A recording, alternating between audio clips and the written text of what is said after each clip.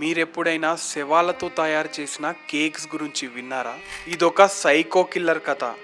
ఈ ఫోటోలో కనిపిస్తున్న మహిళ మనుషుల్ని చంపేసి వాళ్ళ శవాలతో సోప్స్ ఇంకా కేక్స్ అయితే తయారు చేస్తుంది. అది వరల్డ్ వార్ 2 జరుగుతున్న సమయం. లియోనార్డా అనే మహిళకి 4 పిల్లలు. అందులో పెద్దవాడైతే ఆర్మీలో జాయిన్ అయ్యాడు.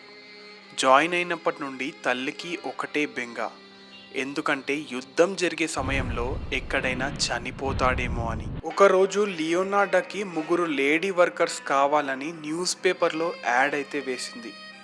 అది చూసిన 3 లేడీస్ అయితే లియోనార్డా ఇంటికి వచ్చారు.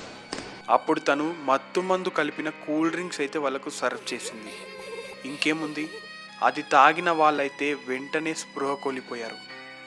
ఇక ఏమాత్రం ఆలస్యం చేయకుండా కత్తులతో, గొడ్డలతో, బ్లేడ్లతో వాళ్ళని అతి కిరాటకంగా చంపి వాళ్ళ శవాలతో సోప్స్ ఇంకా కేక్స్ అయితే తయారు చేసి వాళ్ళ నైబర్స్కి పంచిపెట్టింది. అసలు లియోనార్డా ఇదంతా ఎందుకు చేసింది, దాని వెనకాల ఉన్న బ్యాక్ స్టోరీ ఏంటి, ఇదంతా తెలుసుకోవడానికి మన ఛానల్లో ఒక ఫుల్ వీడియో అయితే చేశాను, వెళ్ళి చూసేయండి.